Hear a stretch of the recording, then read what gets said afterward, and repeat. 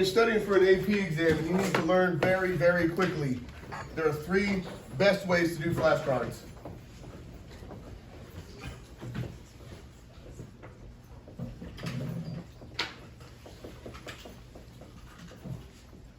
I told you in the beginning of the course that one of the greatest things about this course mentally is cause and effect relationships. You gotta nail that down. That's gotta be in your head. So that's one of the best ways to do flashcards is cause and effect flashcards. So you can do that as a split and have a cause and effect like that. And you can back and forth it. Or of course you can have one aside with a cause and then aside with an effect, right? So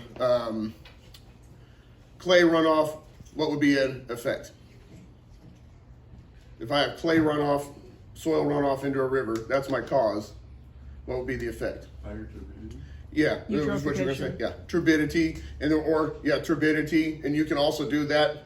Then turbidity would cause a rise in temperature. A rise in temperature would cause a loss in oxygen. You see what I mean? So those cause and effect cards are a good way to do it.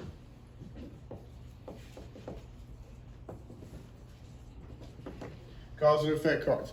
Everybody has done just good old-fashioned vocabulary. That's not a bad way to go about it in APES. Because as you noticed, they're very wordy. The questions are just super wordy, and the answer choices are super duper wordy. They love words. So there are like probably 400 or 500 words that you've gonna learn in the total of the class. So this is a good way to start. It's just good old-fashioned vocab. But I'm gonna give you my advice on this. How many of you have put way too much stuff on a flashcard before? Like the definition, way too long. Let me warn you of that with this. It needs to be one word or phrase. Phrases are fine too. So like for instance, drip irrigation, like that isn't a word, it's 2 words, but you get what I mean? Like drip irrigation or plowing on contour, right? That's a phrase.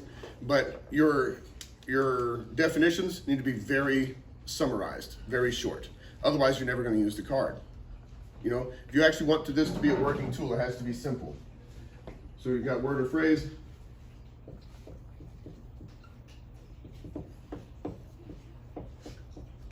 Then a short explanation. Okay, then the last thing is kind of what we've been doing here.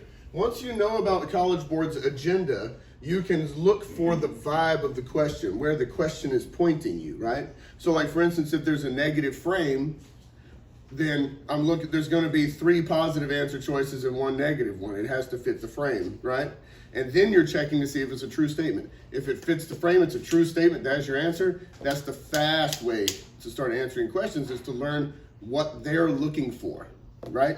And so that's one way to do it too, is just like agenda cards.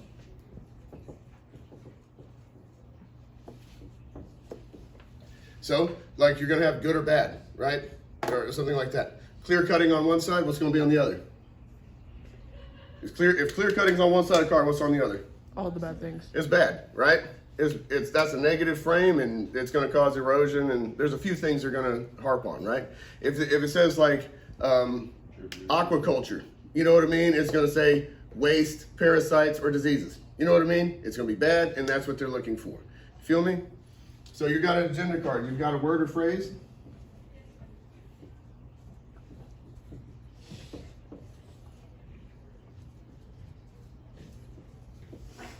It's good or bad according to the College Board, okay?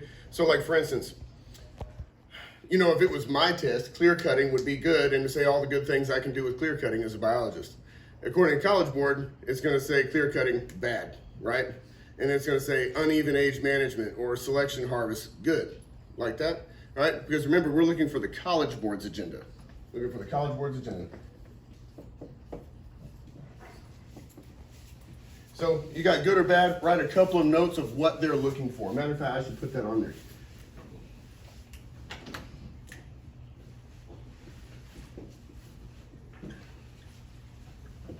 Then tell them what they want to hear. Does that make sense?